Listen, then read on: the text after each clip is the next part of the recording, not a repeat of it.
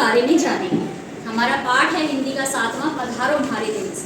इसमें आप लोगों से वाद्य यंत्र दे करके, नाम दे करके कौन सा वाद्य यंत्र है ये तो पूछ लिया, लेकिन ये नहीं बताया कि ये होते क्या हैं, कितने प्रकार के होते हैं।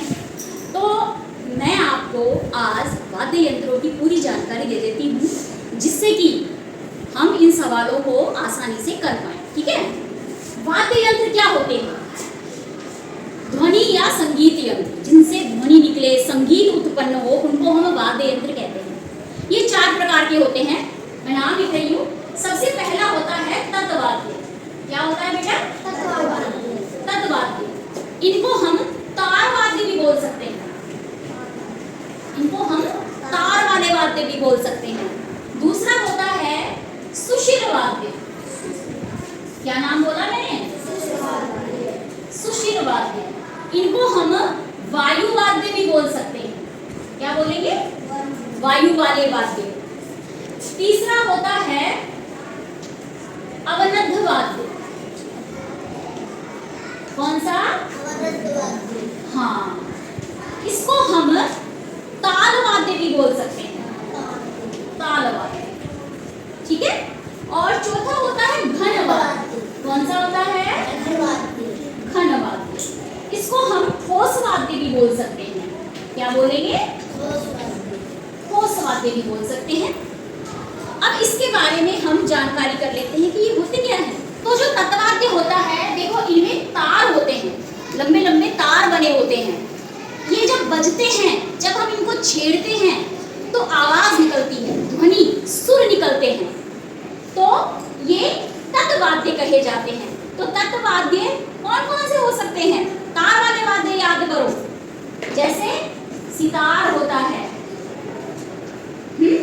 और सारंगी होती है। सितार हो गया, सारंगी होती है। सरस्वती माता क्या लेती है हाथ में? वीणा। तो वीणा के तार, वीणा में तार होते हैं, वीणा होती है। और टिकतारा,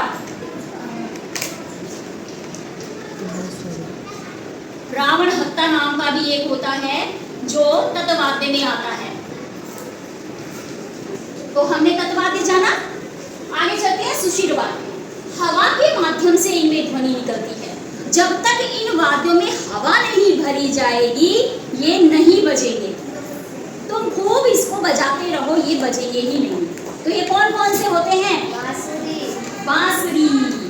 बांसुरी में अगर हम हवा नहीं देंगे, होठों से हवा नहीं भरेंगे, तो ये नहीं बजेगी। एक होता है हारमोनियम, देखा है?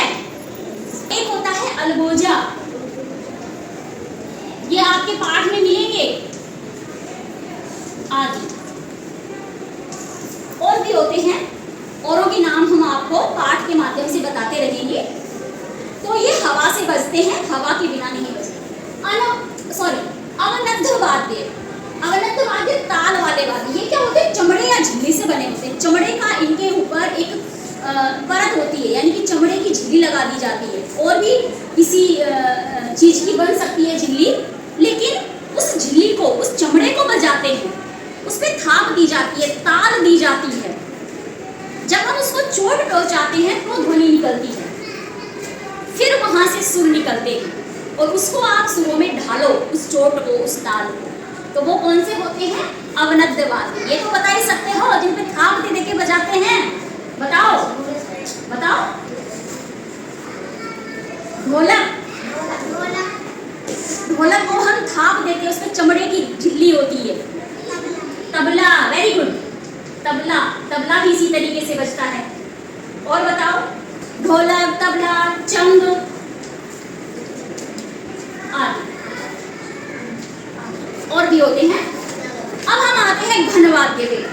ये ठोस धातु या लकड़ी के होते हैं, किसी न किसी धातु के, पीतल के, तांबे के, लोहे के, किसी से भी हो सकते हैं, लकड़ी के भी हो सकते हैं, लेकिन ये धातु से या लकड़ी से होते हैं।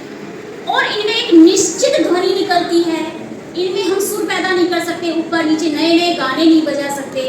ये निश्चित ध्वनि, निश्चित सुर निकालते हैं। जैसे घंटी। घंटी को हम कितना ही बजाएं, वो टन टन ही बजेगी। टन टन टन टन टन टन टन टन टन, बस ध्वनि यही निकलेगी, तेज कम थोड़ा ऊपर नीचे हो सकता है। और बताओ, घंटी के अलावा मंजीरा होता है, मंजीरे भी ऐसी बजते हैं, है ना? पायल, हाँ पायल, पायल धातु की होती है लेकिन वाद्य यंत्र नहीं होती बेटा वो।